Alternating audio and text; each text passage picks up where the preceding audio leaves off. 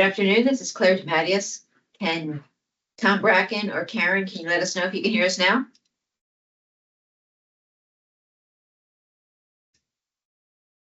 We have to unmute, Yeah. right? I can hear you now. This is Colleen Okay. Davis. All right, very good. Thank you for hanging with us. I apologize about that. We just had some technical problems, but we are all reassembled and we'll go around and do some introductions here in Dover. Faith, you want to start? Good afternoon, everyone. Faith Rentz, Director, Statewide Benefits Office, DHR. Leanne Hinkle, Deputy Director of the Statewide Benefits Office. Claire DeMattias, Secretary of DHR. Stephanie Harness, SCBC and Subcommittee Manager. Rick Geisenberger, Secretary of Finance. Carol Mick, Executive Secretary for Director Faith Rentz. Thank you. And Carol, do you want to let us know who's on and that their mics are disabled? Yeah, so we do have Secretary DeMattias here in person and logged in virtually. I do have Karen Field Rogers, Treasurer Davis, and Tom Bracken. Is there anyone else that is logged in virtually that I'm missing from the committee? And Tom, can you say hi, Tom? To make sure your mic is disabled. There we go. Just enabled it. Okay, I'm good now. There we go. All right, thank you very much. We are going to move to public comment. Is there anybody that, I know nobody has signed up in advance, but is there anybody with us virtually that wanted to offer public comment?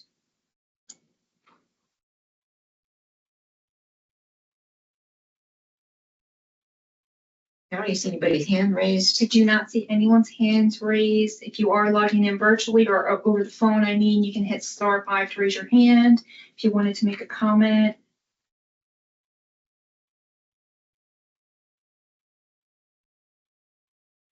Just one final time. Anyone for public comment?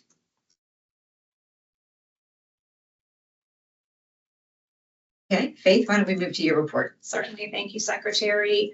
I just wanted to share with committee members that there was a combined meeting of the Health Policy and Planning and Financial Subcommittees on November 18th. They did review financials that we'll review at today's meeting, including a deeper dive into some additional documents, which were also shared with this committee and are posted on our website. The Retiree Healthcare Benefits Advisory Subcommittee also met on the 18th. They were provided updates on the latest OPEB valuation report, which we will also review today. They were provided legislative updates and just the results on the recent Medicare open enrollment. Last update I wanted to share with the group is we had discussed at the October meeting potentially bringing back the audit request for proposal scope of work that you approved at the September 23rd meeting for further consideration. We were contacted following your approval of that scope of work in September by the Auditor of Accounts. They were expressing interest in providing input on the scope. Unfortunately, we did not receive input from them, so therefore we are removing that from the agenda for discussion today, moving forward with the scope as approved in September. That request for proposal will go to Government Support Services on December 13th and is scheduled to be advertised on December 30th. I'll take any questions. Thank you, Secretary. Thank you. And we now have a presentation by Chiron and Beth Mercer and our Secretary of Finance, Rick Geisenberger, on the other post-employment benefits valuation report. Is her mic disabled? It's enabled. She should be able to turn. Beth, can you hear us?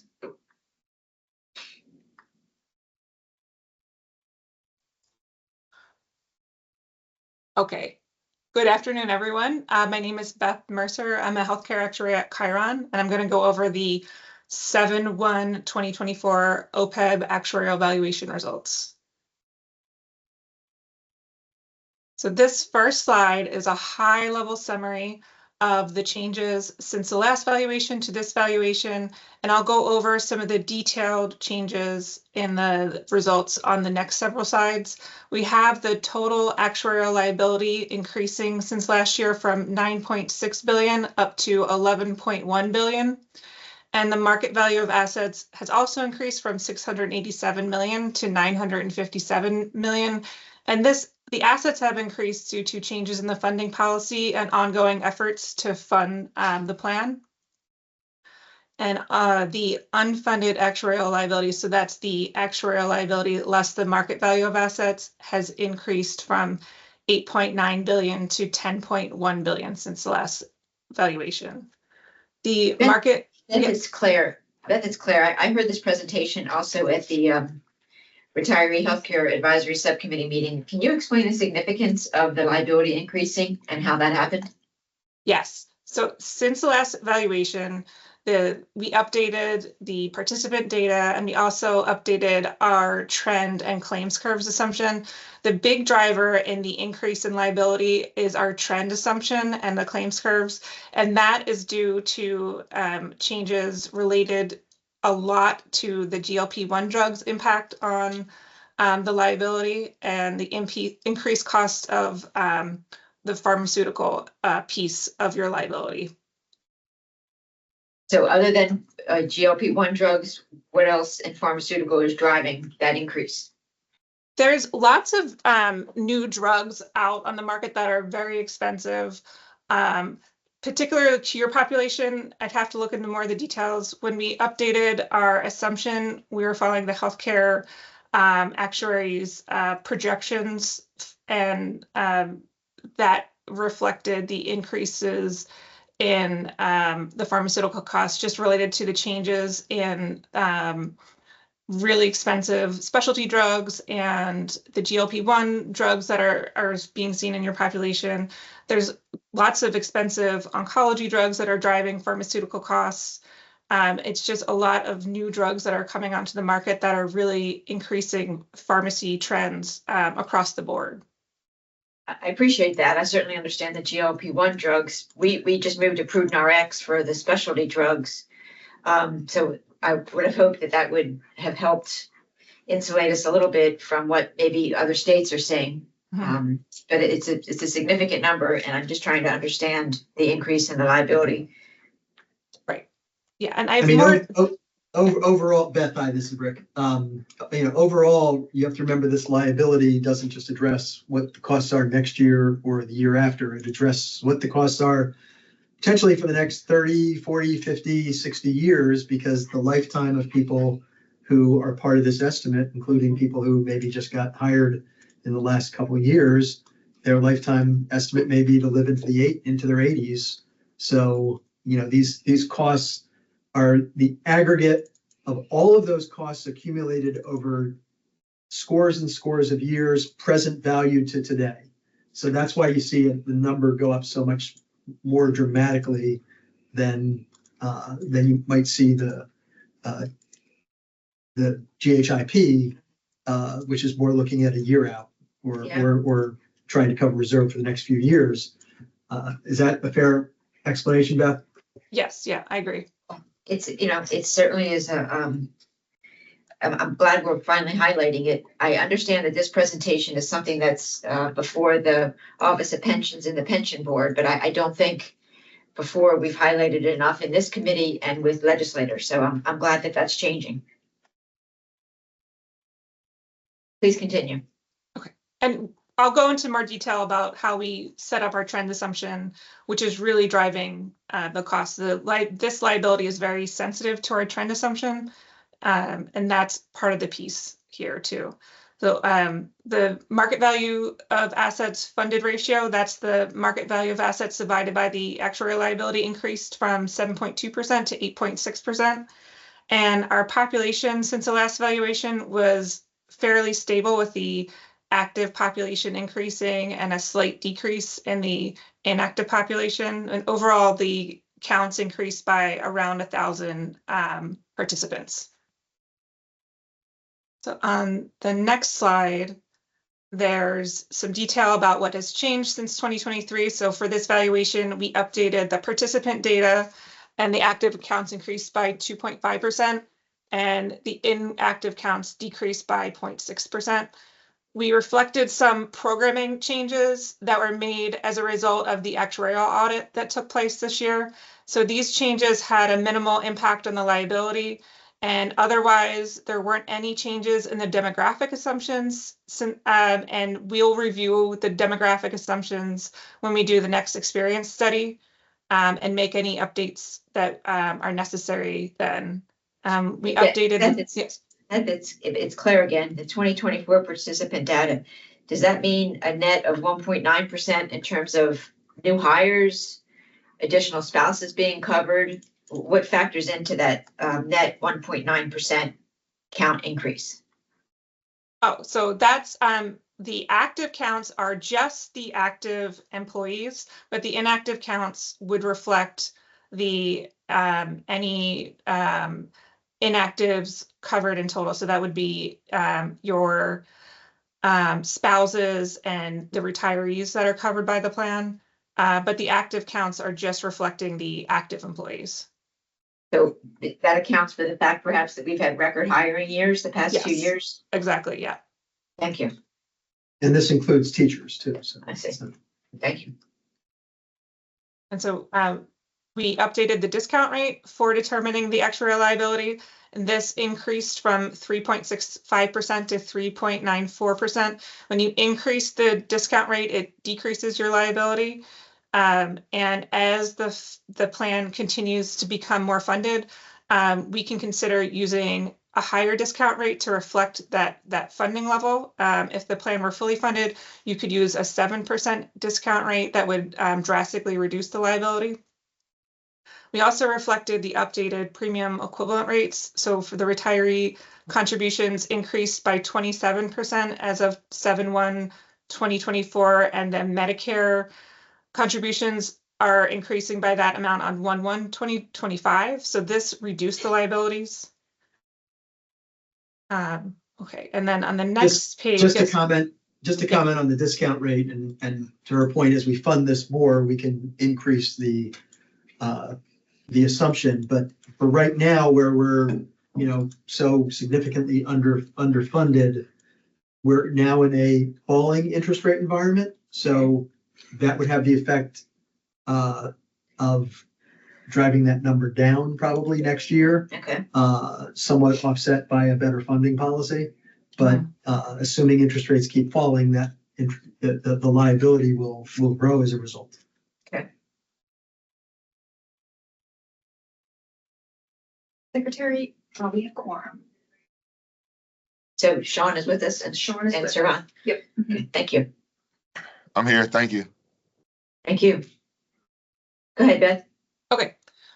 So the big change driving the liability increase was the update in the claims curve assumption and our trend assumption. So we developed a claims curve that's age-based, and it uses the actual claims experience and actual participant data, and we trend this to 2024. And we also updated our trends to be consistent with the healthcare actuaries' short-term projections. And the big thing that changed here were the prescription drug trends.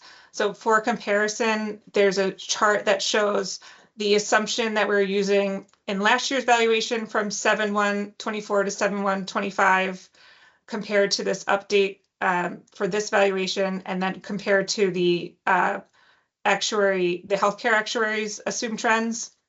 So our non-Medicare eligible medical trend increased from 6% in that period to 8%. The Medicare eligible medical trend stayed constant at 5%, and the non-Medicare eligible pharmacy trend increased from 6.5% to 14%, and the Medicare eligible pharmacy trend increased from 6.5% to 10%. The changes to the prescription drug landscape are really driving these much higher short-term trends, which are increasing the liabilities. And the next slide goes into more detail on the trend assumption. So I wanted to show a comparison of the trend assumption that had been used in the past. So this includes the 2016 valuation trend assumption, the 2020 valuation trend assumption, and the 2024 trend assumption. When we put together a trend assumption, we use a 20-year model to create this. So eventually at the end of 20 years, the long-term trend is expected to eventually align with inflation and real GDP growth. So at the end, the trend is pretty stable around 3.5% to 4% over the 20-year horizon. But these short-term trends can be really volatile depending on changes in vendor contracts, emerging drugs that are coming out, differences in treatments and technology that's available, changes in government regulations, how the population changes, and then the impact of infectious disease cycles. So the liability for the OPEB is very sensitive to trend changes. So if you increased or decreased the trend assumption by 1% for every year, it would change the liability by approximately 15%. So if there is a 1% decrease every year, it would lower it by 15%. If it increased by 1% every year, it would increase the liability by about 15%. And that's why these short-term changes are impacting the liability so much. So I highlighted the change for the 2024 valuation because that's really the outlier here. That's a lot different than we've assumed in the past. Rick, any comment on that? No, I mean, just that, obviously the big question is, does it ultimately settle in at that, that roughly 4% rate that you see out in the long term? A big argument, a lot of people would look at that and go, well, how do you ever get back down to that figure? And the answer is the baby boomers pass away, which presumably releases pressure on rising healthcare expenses. There may be other factors at play here, but that perhaps is the biggest, is the single biggest factor in how you get back down to more of a 3 to 4% ratio. Obviously, if you don't, that liability is way, way, way understated. Right, exactly, yeah. And there's something that has to happen in the future because these trends can't continue. It's unsustainable for the economy as a whole to continue to have double-digit trends. Do credit rating agencies zone in on this slide, these bullet points? Well, the credit rating agencies certainly look at the liability. They'll often do their own adjustments to the OPEB liability, just like they do to our pension estimate, where they try to even out the assumptions across all groups that they're rating. So they might look at these, they might look at these and make adjustments based on what they think it would be. But, my guess is, it might move the funded ratio in the pension by 1%. Their analysis of what our funded ratio versus our analysis might be off by 1%. So I've never seen it be a dramatic thing. Okay. For OPEB, it could be a lot more. We could say we've got a 8.6% ratio and they may think we've got something less if they're assuming much higher, if their core model assumes much higher healthcare costs. So we do our own calculation, but they try to even it out across all states and all municipalities so that we're not, so that they're not getting into a situation where one state says, well, we think we're only going to grow 2%. Another state says 10%. Yeah, sure. Right. Yeah, that makes sense. Okay, please continue, Beth. Okay, so on the next slide, this reviews the OPEB liability over time. So the gray bar here is the actuarial liability. The blue dotted line is the OPEB actuarial liability if you were fully funded. So if you're fully funded, again, you get to use that higher rate to discount your cash flows. So it would be, for this valuation, it would be the 7% instead of the 3.94%. And that would really decrease the liability. At the bottom line, there is the green line is the market value of assets. And over the gray bars is the funded ratio, the market value over the actuarial liability. So that has increased from 1.8% up to 8.6%. And the improved funded ratio is, again, due to the changes in the funding policy and the ongoing efforts to fund the plan. Over the years, there's been some changes in the liability. These are mostly due to the impact of that discount rate. So you can see that there was a big drop in the liability from 2021 to 2022.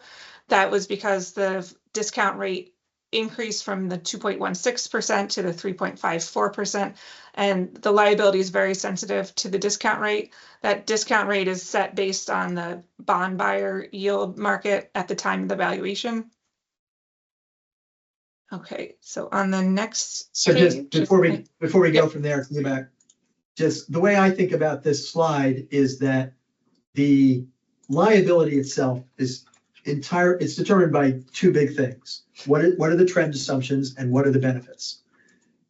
To the best of my knowledge, there's not been any substantial changes in benefits during that entire period. Right. What has changed is, either growth in the workforce, although I don't think there's been a dramatic growth in the state workforce, although there has been a dramatic increase in the education workforce during that time period from 2010 to 2024. So certainly the growth of the workforce is a piece of that liability, but almost all of it probably in education. Is that fair statement, Faith? Yes. But fundamentally, the benefits themselves have not changed. So you're just looking at what is the healthcare cost growth curve, and that's the big driver. Obviously, on the funding side, changes in funding policy can reduce the unfunded liability. It doesn't reduce the liability; it just reduces the unfunded portion of the liability. And we have made some recent changes, and I guess this is as good a point as any to point out that these numbers go through June 30th, 2024. They do not reflect what was the single largest deposit to the OPEB trust fund ever that was made this late summer, early fall. Two separate contributions. One was the $56 million, which represents the 1% of the prior year's budget that we've now built into the overall structure. An additional $199 million that was deposited from excess reserves in the extraordinary S-Cheat Reserve Fund. So there was a $199 million contribution made from that. This fall, the prior year, there was another $100 million contribution from there. So if you took a snapshot in time, although the liability is always moving, so I don't know what it was on October 31st or on June 30th, but let's say it was the same number as June 30th. Yeah. That funded ratio would have been closer to 11.3%. Of course, it could be that the liability shifted in that 3-month period. I don't know. Mm-hmm. But it gives you a sense of the progress we can make if we stick to these funding mechanisms. Although if we're always chasing a higher liability, an alternative way to think about it is, what if we had made all those contributions and the liability wasn't increasing? Right. We probably have a funded ratio of 15 or 18% by now. We don't, because we're chasing a much, the funding policy is accelerating our funding a little bit faster than the liability is growing. So that helps, but not fast enough to make the sort of huge impacts it would if the liability wasn't constantly growing itself. Okay. Any other SCBC members have questions at this stage before we go on? And I just want to note that our Office of Pension Administrator Joanne Adams is on, and her mic is disabled for this presentation in the event that anybody has questions or she wanted to make any comments. Go ahead, Beth. Okay. So this chart is a historical review of the contributions that have been made. So the blue bars are the contributions, the green bars are the investment return, and then that gray line are the benefits and the benefit payments and expenses that are coming out of the fund. So in the past, the contributions tracked pretty closely with those benefit payments and expenses. So it was closer to that pay-as-you-go cost. But in the past few years with the implemented funding policy, that has been exceeding the pay-as-you-go costs. And so that's increasing the market value of assets and the funding ratio. And so the ongoing additional changes to the funding policy will just continue to improve the funding status of the plan as you go into the future. And So the way the code's written now in terms of contributions, you have Senate Bill 175, which essentially says we'll budget 1% of the prior year's contribution to the fund. You've got House Bill 330, which takes the current 0.36% of payroll number, which is somewhere around $8 or $9 million a year, and increases it to 0.5% in the fiscal year 26 budget, and then by 0.25% every year after. You have these one-time contributions that are coming from the extraordinary SG fund to the extent that those funds are available. And then you have, frankly, what is the biggest piece still, which is the PAYGO. Yeah. So we're continuing to budget a PAYGO percentage relative to that's built into our payroll numbers in the budget. So the way House Bill 330 is written is that the 1% of the prior year's budget plus PAYGO plus that ever increasing 0.25%, at some point that will reach an actuarially or the annual required contribution. And at that point, you just go back to a strict percentage of payroll calculation, and you won't really have any door opener after that, essentially. That's the idea. What I would just leave this group, and what probably is my last SCBC meeting that I'll be attending, is that piece on the unclaimed property piece can make a very big difference in helping us get there faster. The existing statutory structure, I suspect, takes you 30 years or more to get to the point where your annual required contribution would actually equal what you need to get to in the budget. But if you can continue to do these extraordinary deposits, you can get there a heck of a lot faster. And that ought to be the objective. And I would just encourage this committee, the RHBAS, budget writers, to try to keep a close eye on that. Because if we don't do it, it certainly, it was, Or if they put the money towards something else. or if they put the money towards something else. And it will get noticed by the rating agencies who have remarked that they know we're making progress, albeit slowly, but we've gone from essentially a 4% funded ratio to 11%. So they see the path forward, but if we reverse that path, they're going to notice that too. Understood. Beth, anything further? No, that's all I have. Any further questions for Beth? See any hands up? Joanna, anything you'd like to add? Any feedback from the pension board that you want to share? No, we're good. I just want to again thank Beth and Chiron for the work that they do and the presentations that they give. Thank you, Joanna. All right, and Secretary Gaisberg, we understand you have a full schedule. Appreciate you being with us. Thank you. Thank you. We have a quorum. I'd like to go back and ask for approval of our October 28th SCBC meeting minutes. This is the actual meeting. We're going to have 2 votes on minutes. These are circulated in advance. Are there any suggested edits? If not, I'll entertain a motion to approve. Secretary, I just want to add that we did get an edit from Sean O'Brien that came in over the weekend. Yeah. So What is the edit? send it to.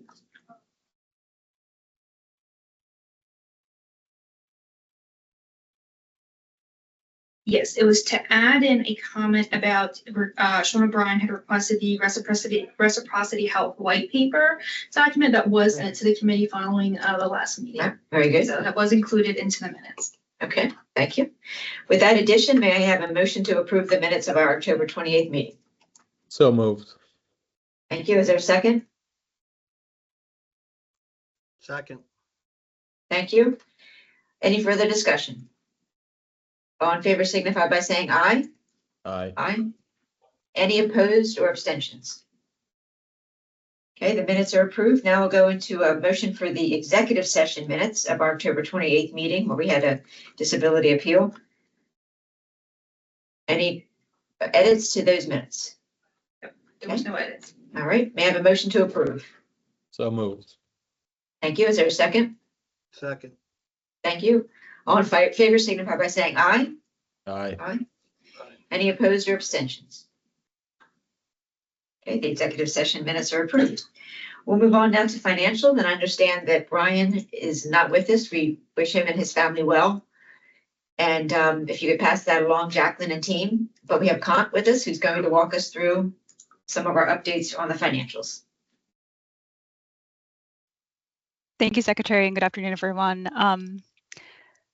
Give Kant just a minute to unmute. Thank you, Jacqueline.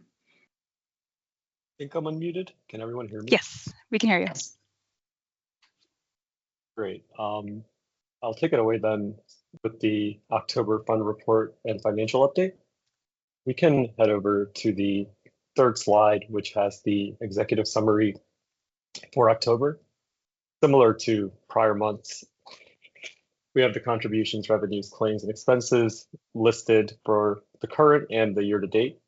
The main driver here, and I'll get more into this on the other slides, is really on the other claims piece, where we just saw lower than budget non-Medicare claims, plus a couple other things. The next slide takes the monthly figures and puts it on a forecast versus expected basis. And there's a lot of numbers on this slide, and I'm sure everyone is eager to discuss numbers on their Monday afternoon. But the two I'll just draw your attention to are the fifth column, October. If you just drop down to the net monthly income for October in both tables, you'll see that there's a difference about that 2 million, and that's really what's tracking back from the claims in case anyone wanted to go from the prior slide to the current. That's kind of the major point here on the overall forecast, and then next we'll kind of break it down into each of the four components, starting with the premium contributions. Okay. I just want to pause real quick. Was there a question from the DHR conference room? No, thank you. Okay, thank you. So next on the premium contributions, just orienting everyone to specific numbers, not all of them. The black rows are really the current month we're in. So October is really where we're focusing the budget versus the actual. And just as I mentioned on the executive summary slide, the major difference here, though not accounting for the whole thing, was really that there were just lower than expected state employee premiums, which drove that difference. That's the second column, the state share active employees for October, comparing the two. That's the main story on the premium contributions. And next we can head over to the other revenues. Similar to the prior slide, not the cost for the biggest difference in September, but the net really here is the fourth column from the right, the coverage gap discount. That's where we saw a higher than expected figure come in there, causing the difference on the other revenues. And after that, we can jump into the claims piece of this if there's no other questions. I Once just again- want to let the Oh, sorry. secretary know, we did get the insurance commissioner as well. Okay, thanks. Commissioner Navarro is on as well. Thank you. Go For ahead, the Kyle. claims, for the claims, just focusing on October again, I was saying on the executive summary slide, it really was driving the biggest difference in September. The real main reason is the lower than budget non-Medicare claims. So once again, just drawing our attention to the second and third columns for Highmark and Aetna, comparing October's. That's what really drove the difference on the overall executive committee slide, summary slide, and the September difference. We do have some experience at a detail level on GLP-1 weight loss drugs. On the next slide, the main kind of call out here as it relates back to the claims is that the actual to budget remains positive for the year to date. So that will be the bottom two numbers for the left side, which is weight loss 1.396, and the right side anti-diabetic 405. That's the year to date with experience through October. After this, we prepared a slide put together by CVS really on various GLP-1 related drug items down the pipeline and other considerations for the benefit of the meeting today. Just wanted to make sure it's included. And the final slide as it relates to the initial Can you go back presentation on the Can we go back to the GLP-1 expansion slide? This thing is pretty busy. Can somebody talk us through it?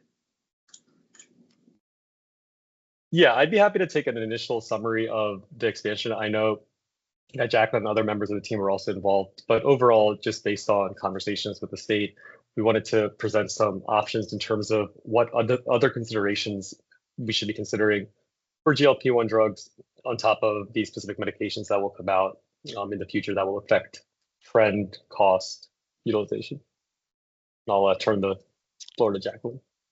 Thanks, Cotton. I would just add that I think similar to what we had just heard in the prior discussion around the OPEB liability, that we continue to see a very robust pipeline for GLP-1 drugs in particular. So right now the focus has mainly been on weight loss and anti-diabetes as the two primary indications for GLP-1s. But as we see moving forward into the future, there's going to be potentially other areas of treatment that GLP-1 drugs could potentially impact, such as cardiovascular disease. The kind of top left section of the slide really talks about some of the indications for Wegovy in particular as one GLP-1 drug that's been very popular, not just for the state of Delaware, but in the broader marketplace as well. Top right kind of takes through a number of points around where does CVS continue to see the marketplace for GLP-1s going, and some particulars around what could potentially impact the market in terms of expanding or contracting potential growth in the area of GLP-1s. And then below at the bottom really are just two areas around where is there continuing progress around development of other administrations of GLP-1s. So right now we know that they're injectable drugs, but there's work being done from an R&D perspective to develop oral GLP-1s, as well as potentially implantable ones as well down the road. And then finally, some other indications in the pipeline. I mentioned cardiovascular disease, but other potential areas include respiratory, kidney disease, and so on. Sean, I see you have a hand up. Yeah, I mean, you gave us the slide last month. Is there anything that's different in this from last month? No, there's no change in the slide from last month's presentation. This is mainly to continue to have the documentation about potential considerations for GLP-1 expansion. Okay, great. Thank you. Mm-hmm. Any other questions? Okay. And wrapping up the first piece of the financials, the expenses, just drawing attention to the difference that was pointed out on the first slide, which was really the unexpected credit on CVS, about $600,000, causing the variance on the expenses. The overall month finished out basically what the executive summary slide said for September. But beyond that, looking at the current month, we like to also look for the year and multiple years ahead. So starting on the next section, we'll be looking at the rating methodology and the LTP summaries. So we can go to the next slides. I know those are the fun reports, which everyone has seen. On the long-term projections, the first slide really lays out what the current state is and 3 ways to bucket it or look at it. Right now, the state takes all groups and spreads their risks in a large pool together, which has considerations which I won't go into because I'm sure this has been repeated many times, leading to the rate actions on the right. But other ways to look at it, the third, the fourth, and the second bullet are active versus retired, non-Medicare versus Medicare, or just separating each cohort into itself. And each of them, once again, come with their own considerations and their pros and cons, and would have effects on the rating methodology as well as the liabilities. But in order to keep these conversations going, we wanted to present them and keep updating it based on most recent experience. Any questions about the current approach or any of these other ones before we get into the specific slide showing the LTP projections? Great. I don't see any questions. So, based off that, we modeled the fiscal year 25 through fiscal year 28 projections and the fiscal year 24 reprojected for all groups here. And then the subsequent slides, we'll get into them, we'll break them out. But just orienting everyone back into the third column, the fiscal year 25 is really showing what's happening as the experience is updated. And then to arrive at that all the way to the bottom right, GHIP surplus of 0, the rate actions you would need for each fiscal year to arrive there. And this is once again based on the current methodology for all groups. The next two slides break out the all groups into actives, which will primarily be the major driver for the experience. And the next slide is pre-65, which will be a smaller piece. And then finally, the last one would be the Medicare. So that's the final piece that really brings that entire budget together. And looking at each of these cohorts, you can really start to think about the rating pieces, which I'll leave a pause for questions before continuing into the next part of the deck, which gets into the plan values. Well, I mean, the point is, what of these slides is just to show if you did if the SEBC that meets in January and February, if they want to look at a smoothing of the increase over a number of years, or if they want to, if there's a 0% increase, so you're just showing the different scenarios, correct? Yeah, this is really, if nothing else changes, plans don't change, the experience is what it is. If there's a number in the sky we want to target for fiscal year 28, these would be the rate actions needed, broken out by the various groups. I think previously this was primarily all at Medicare, and I think in the prior few months we've been wanting to see more interest in the pre-65 broken out, so we've also provided that. And that's just one way to kind of look at this, and I know other conversations have occurred around plan values, plan designs, contributions, so we wanted to make sure we address those as well. And then on slide 17, the only bullet point that's missing is you say more than 60% of state Medicare retirees do not contribute toward the cost of medical and or RX. Of the 40% who do, about 35% pay less than or pay 5% of the medical and RX costs. So said another way, literally, we did the math. It's just over 2,000 Medicare pensioners who pay more than 5% per month of the cost toward their medical or RX benefits. So I think when you do that slide again, I think there needs to be a fifth bullet point. Yeah, after the more than 60%, I think there needs to be another bullet point that reflects that it's not as if, now 40%, the remaining 40% is 35 of that. Yeah, contributing that much more towards their medical or RX benefits, just to tell the full story. We will reflect that in the November slide update. Thank you. And I think you kind of segued into the next part of the presentation where we talk about plan values and employee contributions. This next, not this slide, this is very pretty and nice, just showing the plan values of the state of Delaware by their actuarial values for the 4 that we have. And then just on the right side, the middle, just the actuarial value by medallion, platinum, gold, silver. They're very rich plans.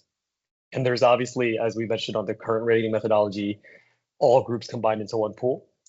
So the next slide is not as, I would say, pretty with a lot more numbers, but it really gets down to what would happen if we realigned the rates for actuarial value. So the sublevels are just the 4 plans, and we have broken them out by tier with enrollment. The first purple section just shows if we took a 5% rate action to the fiscal year 26 rates, what would they be? Leaving the cost sharing as it currently stands, 4% for the first state basic, 5% for the CDH gold. And that would give you to some amount. If you then took the third section, which is the light purple, if you realign them based on current AVs, you could get a different amount while keeping the percentage cost sharing for the employees the same as it was currently, but they're paying a smaller dollar amount. So what I mean by that is for a first state basic employee, we see their first employee contribution as $44.08. If we realigned, their gross cost would change, but also their contribution would increase to 46.9. The third section on the right with the gray is if we took those plans and then realigned them to AVs, and we'll get into what specifically those changes are, but the first state basic plan, once again, 92.5, if we took that 92.5 going all the way to the right down to a 90.1, we would get different rates. We would have the same contribution as currently by dollar and by percentage, but for a different plan. So these are some of the considerations we want to make sure that we put some numbers to and some dollar figures as we go through taking in the experience of the employees And I know there's a question. So the next slide is really just plan values and talking about the designs by PCP, SCP, and what will change. So I'll just pause there and take questions. Hi, thank Ron? you. There are two rows down at the bottom. What are they? They're Yeah, not so the labeled first, at all. yeah, they're just the sum product of the top. It's just taking the sum of the amounts. So if I take the first row, 48,000, it's just how many employees there are. The second number would just be the average of the actual values and just giving you the bottom line totals. I'm sorry. And then the okay. bottomest row is a difference of the left and right, kind of what's happening for the values. We will also make that update for the November. So I'm sorry. So you could say a little bit more. That bottom row is what? The bottom row is the difference of the sections. So for example, the 161,000 would be if you instead went with the current AVs versus 5%, and then went all the way to the right, 307 is if you went with that scenario versus the current. Just showing the dollar differences as we address the plan values and contributions for the employees. Okay, and so it includes both the employee contributions, but like in the light purple one, it shows it's a $2.7 million total decline, total drop in rates. So the change in the employer share would be like that first light purple box in the bottom row minus the one to the right of it. The net for the employer, yes. Okay. Okay, thank you. Okay. And just to kind of, sorry, any more questions? No, please continue. The next slide, just taking the first 92.5 first aid basic, showcasing that if we have a plan with focusing on the deductible at 500 to 1,000, raising that to a 750, 1,500, we often talk about AVs as figures, 90%, 95%. But in terms of an employee, their deductible would increase $250 for single, by 500 for their family. That's kind of how these changes would impact them. We have slides for the first aid basic, and then the next three plans showcasing what those changes would be for those alternative AVs to align with the summary on the previous slide. So this is the first aid basic, and then the next three slides will just be the other plan values. And then obviously, as we've said before, typically the latest would be the March meeting where this committee would be setting rates for the next fiscal year. So this is informational at this point. Yep. I believe that arrives at the appendix. If there's any questions on anything, please let me know. And if there are any follow-ups, I'd be happy to take them back. Thank you for getting through that. Any further questions? Sean? Yeah, just a quick question. Can you define how in the slides you're using the term embedded? Yeah, so that's, I think Jacqueline would technically be the best person CST, but it's the deductible, whether it is applied to the, I should know this from my actuarial days, to the overall amount for the out-of-pocket max. Yeah, so with an embedded deductible, or with an embedded deductible, if you have multiple people beyond just an employee and one other dependent, if you have multiple people in a family type situation, multiple people can accrue claims towards meeting that deductible, whereas the alternative to embedded is individual, where an individual person would have to incur claims up to that individual deductible, and two people would have to each individually meet the family or the single deductible to get you to that family amount in order to move forward past the deductible phase. So the embedded deductible is a quicker way for a family to meet their deductible versus the individual approach. Does that make sense? So do you mean that is the difference that when it's not embedded, then every individual has to hit the single deductible, or am I misunderstanding that? No, that's accurate. So every individual needs to hit the single deductible so that the combined total equals the family deductible. So in the We case had- of CDH, in the case of CDH Gold, you would need 2 people to each incur $1,500 in as a single to hit the single deductible each to equal that $3,000 family deductible, and then the family moves out of the deductible phase. That's not how the plan works today, but just to illustrate the kind of the alternative to an embedded deductible. Whereas if you have 3 people, they can each incur $1,000 and meet that family deductible. Great. Yeah. All right. Thank you. Okay. We are going to move on next to a vote on the Enhancing Diabetes Program. And this is a pilot proposal. We had the presentation last month. We're going to go back through the highlights and then entertain from the committee members whether there's a motion to approve. Faith, are you taking this, Stephanie? Sound to me. Thank you, Secretary. Good afternoon, SCBC members. This is Stephanie Hardis, SCBC and Subcommittee Manager. So at the October SCBC meeting, a representative from Reciprocity Health, Matthew Swanson, presented a pilot opportunity for GHIP members who are active employees of the state of Delaware and are enrolled in a Highmark non-Medicare health plan.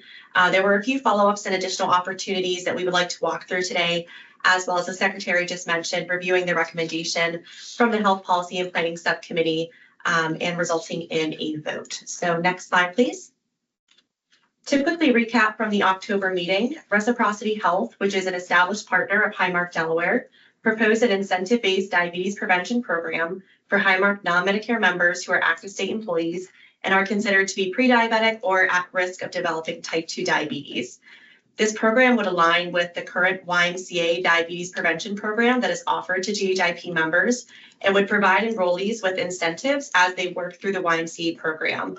This would encourage attendance and improve program outcomes as well as health outcomes for the members. Financial incentives would include cash incentives for attending meetings, whether that's in person or virtually, completing food and exercise logs, health surveys, and other opportunities, which we'll go through in the next few slides. As a reminder, these incentives would be provided on a reloadable debit card that is sent directly from Reciprocity Health, and members would be required to report all earnings on their taxes, as it would be included on the W-2s that they are provided by the state. And lastly, funding for this pilot of up to $70,000 has already been secured through the established Highmark Communications budget. Next slide. Explain what that is, that Highmark communication budget. Yeah, so whenever we contract with our health plan, so Highmark and Aetna, we secure funding for certain elements of program administration. So communications, of course, is one of those primary elements. And when working with Highmark, we have sufficient enough funds in that budget to cover this program fully, as well as the communications that we regularly have planned. So for example, in November, November is National Diabetes Awareness Month. So Highmark sent out postcards to all members, making them aware of and promoting the diabetes prevention program. So those are some of those communications that are already included in our budget. And we did have additional funding outside of that, up to $70,000, which Highmark gave permission for us to use for this program. Stated another way, if we approve this, the money will not come from the GHIP budget. That is correct. That is correct. We already have it secured. Thank you. Thank you. Next slide, please. That's persuasive with me because I have a little bit of a philosophical issue with incentivizing people with money, something they were already offering and should be doing anyway. But I understand it's worked in other states and it's the way of the world. So it helps that it's coming from a separate fund. Absolutely. And the slide that you're seeing now, the sample timeline option 1, this should look familiar as it was reviewed last month. So this timeline here is based on metrics that we currently receive from the YMCA for their diabetes prevention program. There's a second option that you haven't seen yet that I will present as well, which has some more enhancements. But in this example, so this is a 12-month program which matches the YMCA DPP timeline and has a maximum incentive of $245 per person. As detailed in this proposal, members would receive a $5 incentive per meeting that they attend, as well as a $3 incentive for submitting their weekly food logs. They would also be eligible to receive certain incentives at the end of the 12-month program based on percentage of weight lost. We do have an alternative to that in the second option, which the Health Policy and Planning Subcommittee preferred. Before I move on to that option though, does anyone have any questions on this timeline, which we went over last month? Yeah. All right, next slide, please.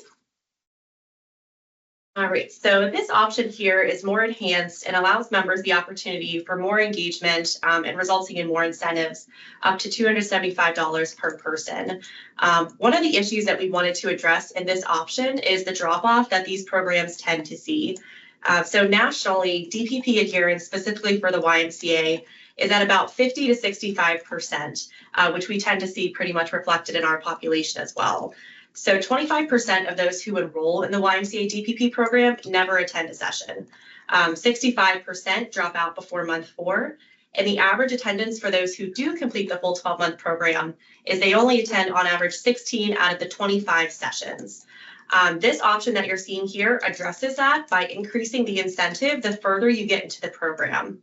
So as you can see, you would receive a $3 incentive per meeting at the beginning, but once you get through months 4 to 6 and 6 to 12, where the meetings are only monthly, a member will receive a $15 per meeting incentive, encouraging that more long-term attendance and minimizing the risk of drop-off that we tend to see. So this also allows incentives for the submission of food and exercise logs, which that specifically was actually requested by the YMCA that we add that into this program. The food and exercise logs are already a part of their curriculum, but very few participants actually complete that part. So they're really not getting, everything out of the program that they could be getting. So as far as incentivizing, it was really requested by the YMCA that that be part of this program to make sure that enrollees are really getting the most out of this program. Okay. Also in this option, as you can see, instead of having the bonuses at the end for percentage of weight lost, we give members 3 opportunities to receive bonuses for attending the majority of sessions in the 3-month cohorts that they operate in. We also learned from the YMCA that they're working on ways to offer makeup sessions for their enrollees. So if someone misses a class due to an unforeseen circumstance, typically they dismiss the class, but now they're working on ways to make up those classes if they choose.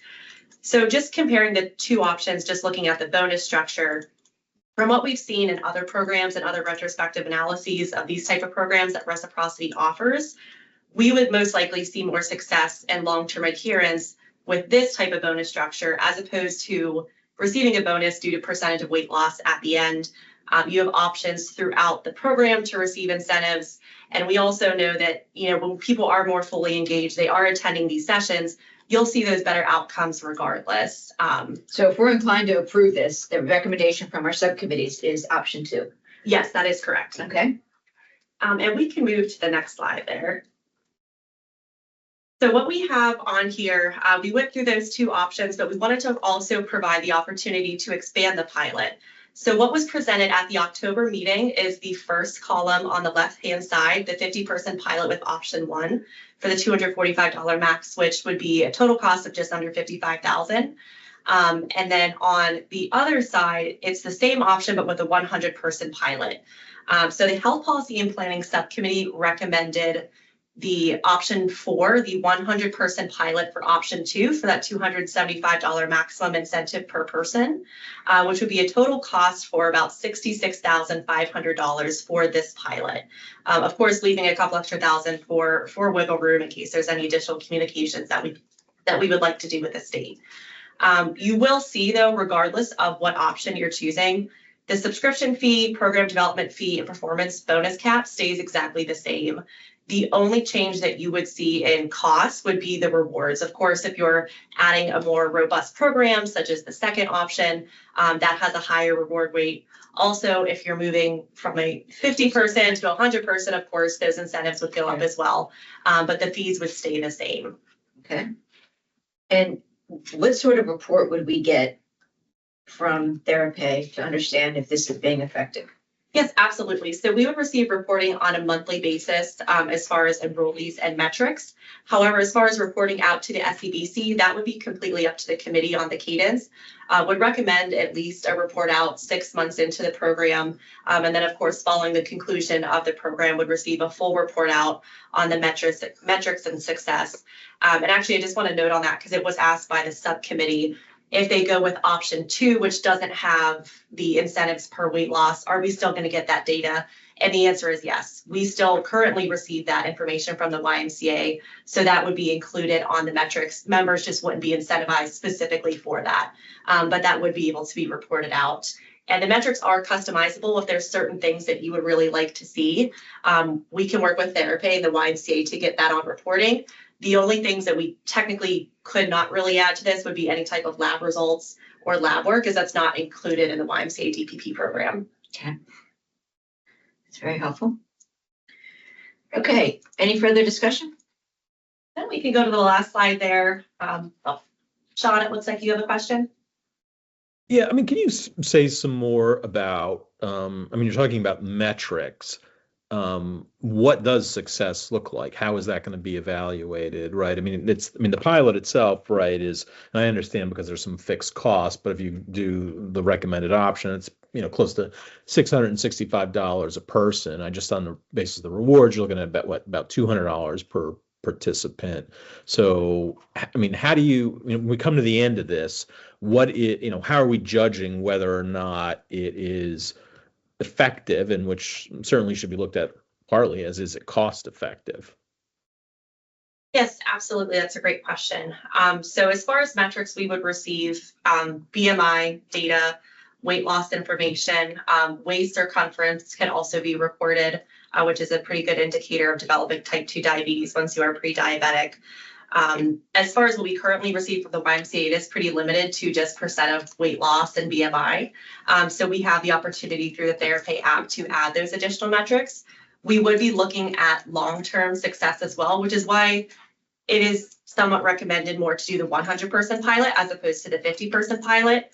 We expect about 80% program adherence. So having a pool of 80 members who finish the program versus 40 really minimizes that risk of outliers and not really having sufficient data. So what we would be looking at is we could compare the cost per member who's enrolled in this plan prior to enrolling in the Therapy program versus their cost the following year. Unfortunately, that would probably take about a year or two to get any of that long-term retrospective data that you're looking for, but we could also follow this specific pilot to see if they do continue on to develop type 2 diabetes. So thank you. That's helpful. Are there, I mean, but headed into this, do we know, I mean, I go back to the, this more like the strategic planning question of, do we know what does success look like? Have we defined it ahead of time, right? As opposed to waiting till after the fact to make a judgment about what the, what we need to accomplish. Sean, then you go back to our strategic plan where we've targeted reduction in diabetes, and not only the cost, but that our members who have diabetes, weight loss, healthier outcomes. I think you then should go back to our strategic plan objective. Does anybody have that handy? I can pull that. Sorry, I was actually going to ask Carol if you could unmute Aviva. She's joining us from Reciprocity Health, and she has actually developed these programs with Reciprocity for the past 6 years. So I think she could probably give some better insight on what that measure typically looks like for those programs. So Aviva, are you able to unmute yourself? Yes, absolutely. Hi, can you hear me? Yes. Great. I'm Aviva Ariel. I'm a licensed clinical health psychologist, and my background is in health promotion and disease prevention, specifically through programs like the DPP. That's my area of clinical and research expertise. And what we do when it comes to a program like this is really look at adherence with the sessions over time as the first metric, where we want to see a significant improvement from the baseline of what is happening at the YMCAs right now. So we're waiting to get that specific data from the YMCAs, but we know that stronger adherence with the sessions is significantly associated with long-term risk reductions. So we can establish, along with Stephanie's team, specific adherence improvements that we want to see for the sessions, as well as what that would be modeled for in terms of outcomes related to total costs and diabetes development.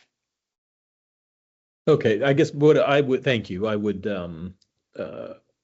encourage you to sort of set the definition of success ahead of time. I would think that's part of what we would want to do, right?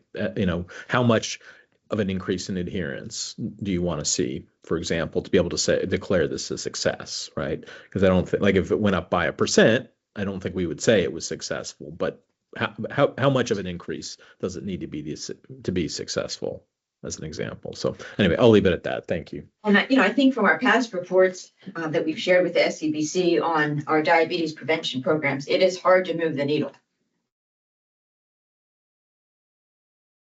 Faith or Stephanie, Leanne, if you want to weigh in on that, but what I guard against, John, is any expectation that we're going to see some sort of a 10% reduction in type 2 diabetes among our members. I think a 100-person pilot, we may move it at the needle and generate some buzz among GHIP members that this is out there and it's effective and you can earn some cash. But other than that, I wouldn't vote to do this because I think it's going to have a significant impact on our members not advancing to advanced stages of diabetes. Yeah, I would agree with that, Secretary. I mean, just to be clear, what I'm saying is define ahead of time what it is you think, what this needs to be successful. And I understand it's a pilot, right? It has a very limited reach, and even amongst this target population, because we're talking about 100 people with, I think we're saying, 80% adherence, hopefully. But define it ahead of time what we're talking about what success looks like. Don't judge it after the fact. Let the numbers come in, but let's know what why we're doing this and what we think what it takes to be successful. So that's my recommendation. Thank you. Any further discussion? The treasurer? Treasurer Davis? She has her hand.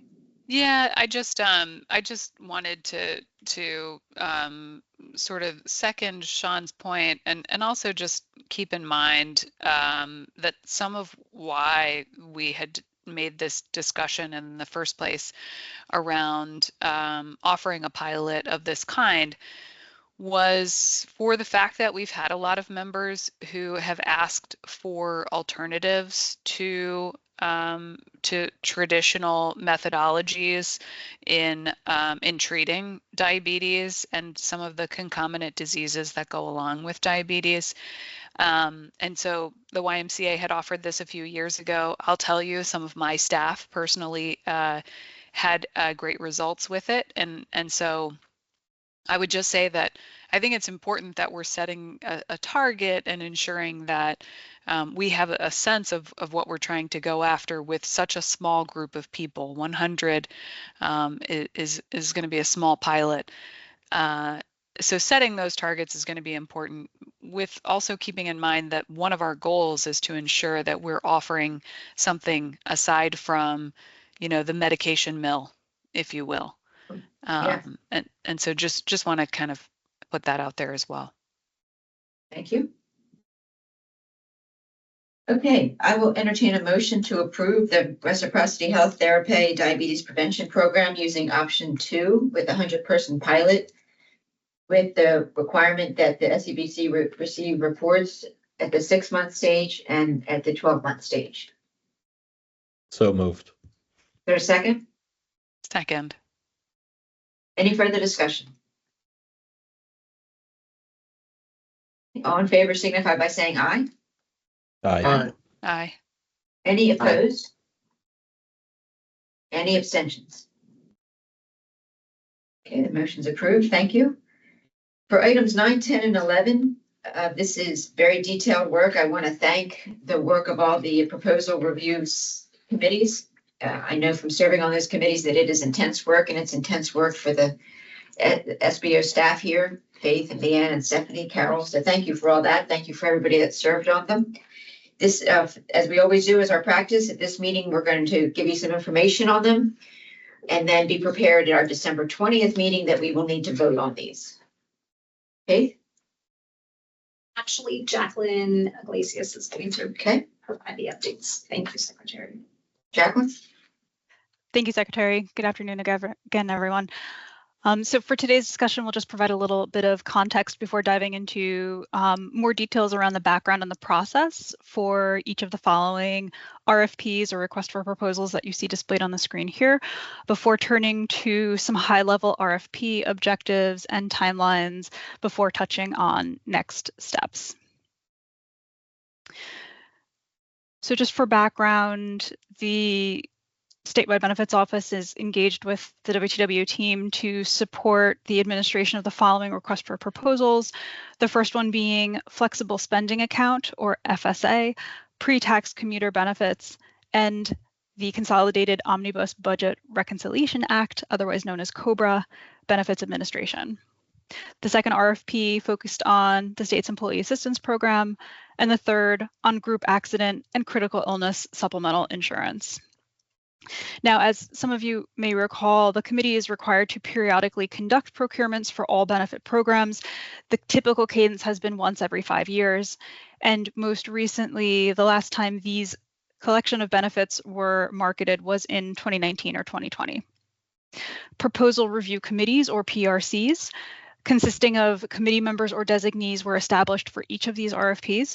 And those proposal review committees met several times over the past 2 months to discuss proposals, interview vendor finalists, score vendor proposals based on the evaluation criteria outlined in the RFP instructions, and then formulate recommendations for the SCBC's consideration. As Secretary DeMatteis said at the beginning, after today's presentation, the committee will reconvene again in December to review the PRC summary, findings, and recommendations, with the committee being then asked to vote on approval of the recommendations to begin contract negotiations. Moving into further detail about each RFP, so to provide a bit of background on the benefits themselves, so flexible spending accounts, or FSA, and pre-tax commuter benefits allow eligible plan participants to pay for certain qualified expenses, either healthcare, dependent care, or commuting expenses, using pre-tax dollars. And it's that pre-tax component which makes these benefits subject to regulation under the IRS. Separately, COBRA is a federal law that requires group health plans to continue offering certain healthcare benefits when plan coverage for those benefits would otherwise end because a plan participant experiences a life event, which is also known as a qualifying event.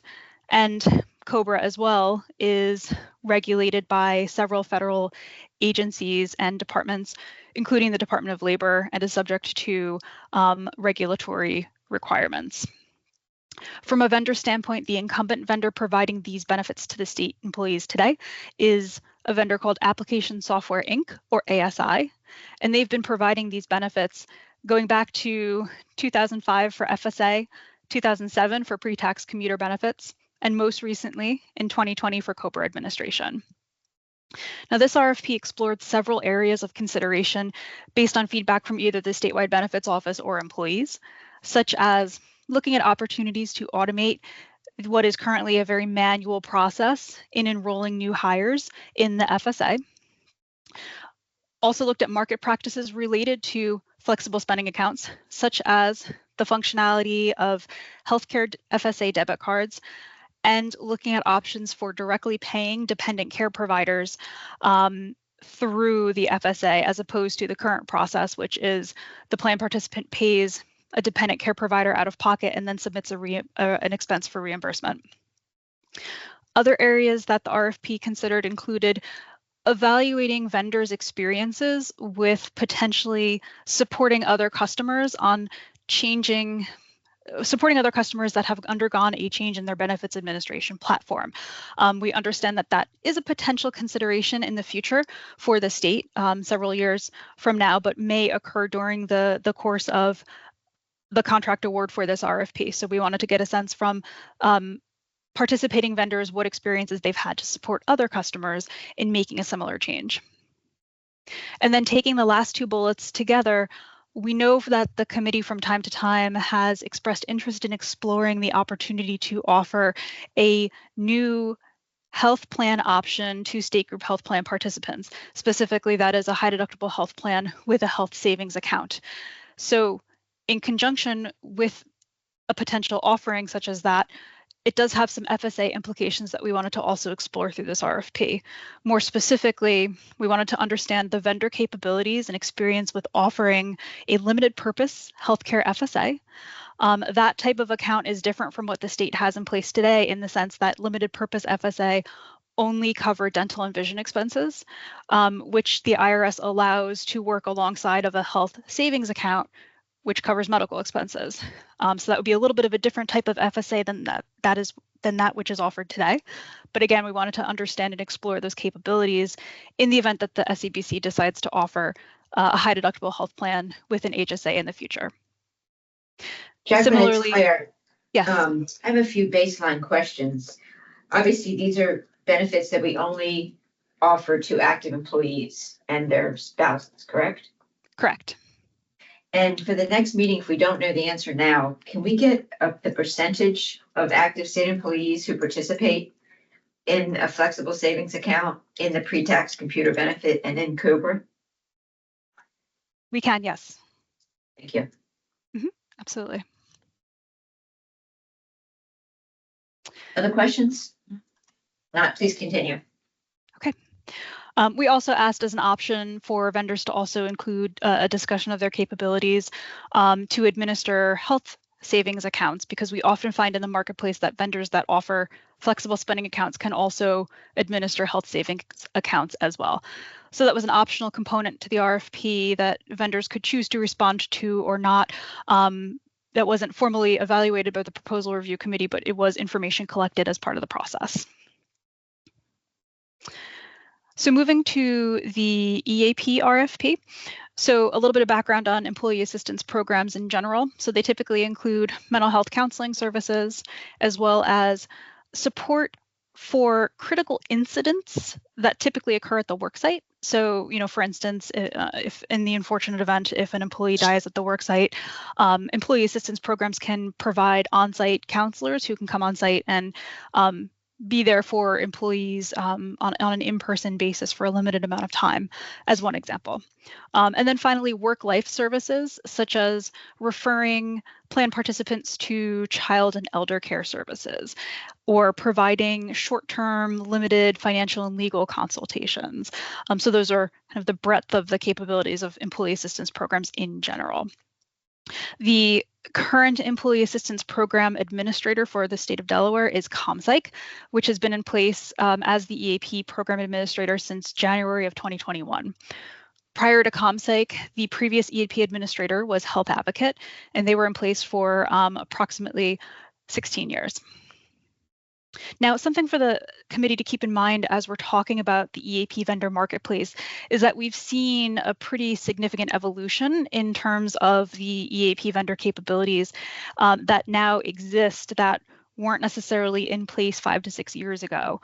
And as we think about how to characterize some of the key differences across different EAP vendors, we've segmented them into 2 categories that you'll see here.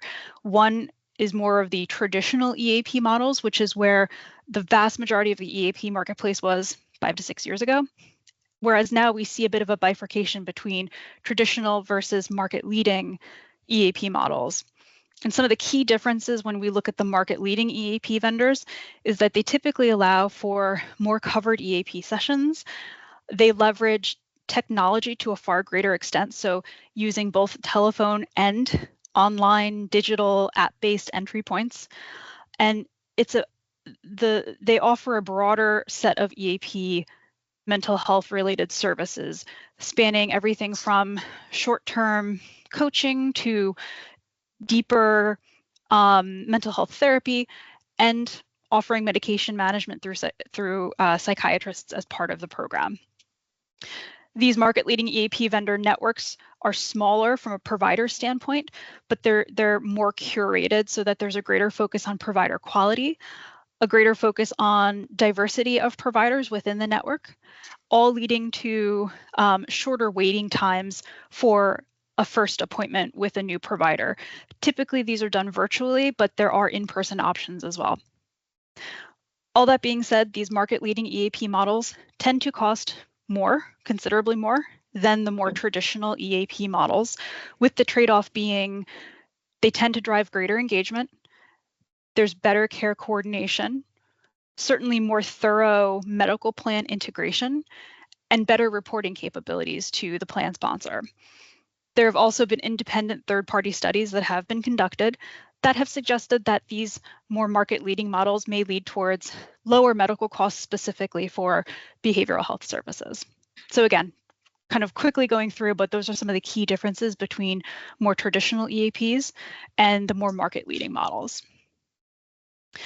In terms of Jacqueline, yes, I'll just sorry. weigh in. In my 2 roles over the past 8 years at Department of Correction and the Department of Human Resources, I think these employee assistance programs are some of our unsung heroes. I don't think I expected the number of times I've referred employees to these programs, and it has helped, whether it's death, whether it's a domestic violence situation, behavioral situation in the workplace. It is a true benefit, and it not only helps employees, it helps managers and supervisors. So I look forward to the recommendation, because I think this is, along with, training to help employees better themselves, I think offering this kind of support to employees is one of the best things the state does. Yeah. Well said, Secretary. And these can certainly be very powerful tools to support employees and their families while they are connected with the state. And you'll see when we get to the RFP objectives section of this presentation, where we talk about one of the key areas of evaluation for the EAP vendors participating in this RFP process was their ability to develop and implement a comprehensive communication strategy to really help drive awareness and educate employees and eligible plan participants of the benefits, and and includes HR as well, to help them understand what benefits are available around the EAP to best support the population when they need it. One other consideration I just want to briefly call out here before we move on to the next RFP is that there were some considerations that the Proposal Review Committee kept in mind during the RFP evaluation process.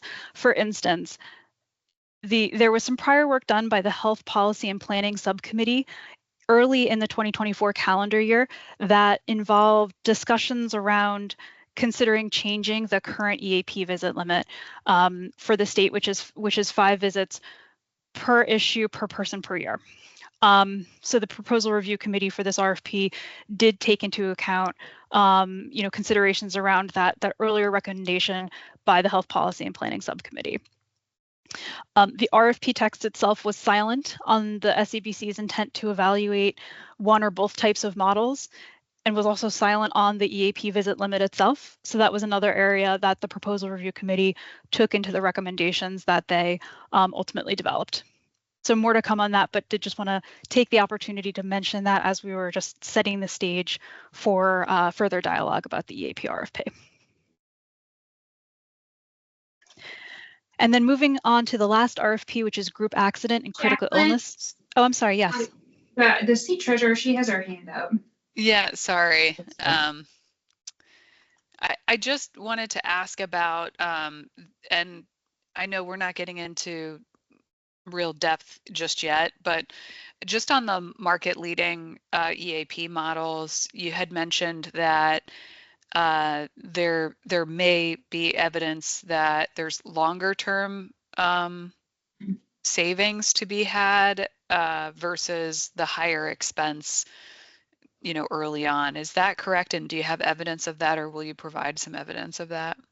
Sure, I can certainly speak to that further. So yes, that is correct that there have been independent third-party studies of some of these market-leading models that have suggested that there could be reduced longer-term behavioral health cost as a result of some of the interventions from these models. So they're not going to eliminate behavioral health cost for sure, but they may lead to lower cost over time. Certainly happy as a follow-up, Treasurer, to provide some additional references to those third-party studies for the committee's review. Yeah, I think that would be great. And I think too, the secretary's commentary, it's always a positive thing when we can support our employees in the midst of, mental health challenges that may be work related and maybe outside of work, because it means that we have a healthy person showing up, every day. So it's helpful. Yeah, absolutely. Okay. Any other EAP questions before we move forward?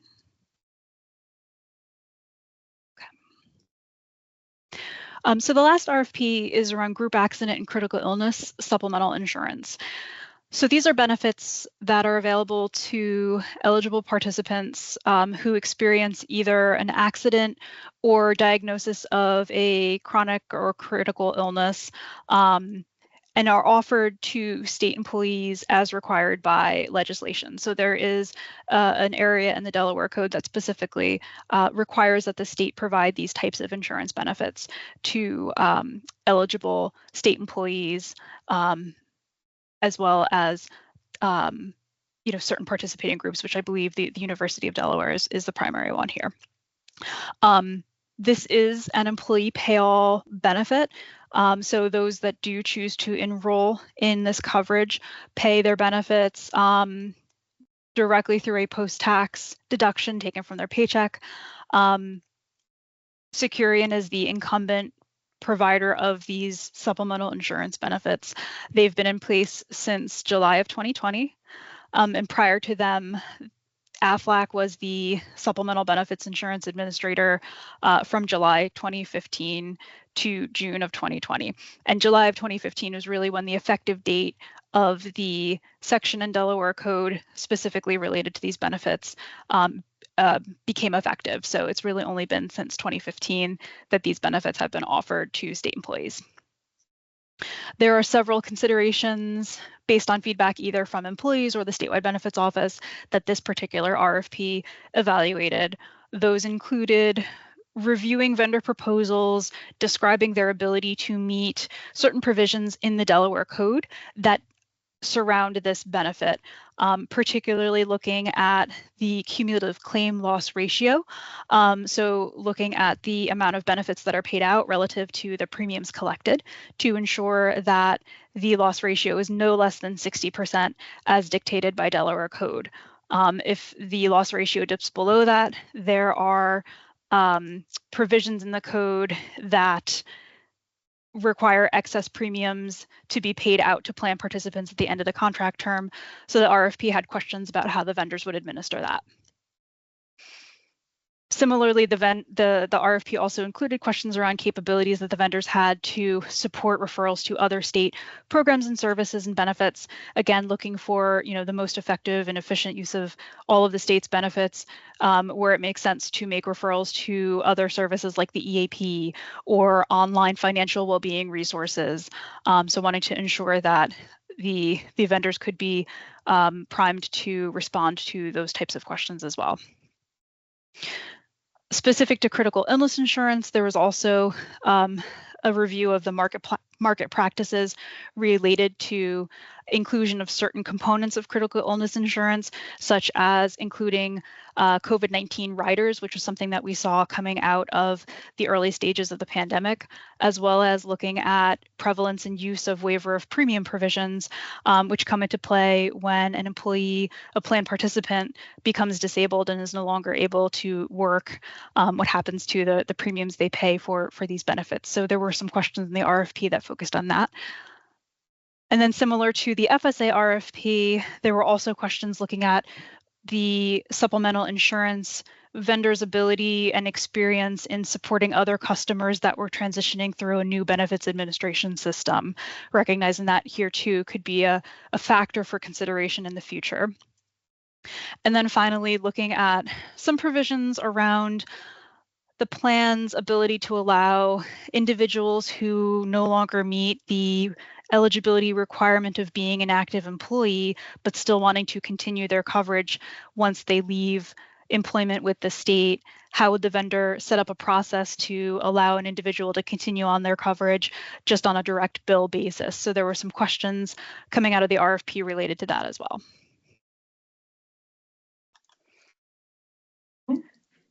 Any further So- question? So I'll go briefly through the objectives then. There were some that were similar across all 3 RFPs and some that were unique to each individual benefit.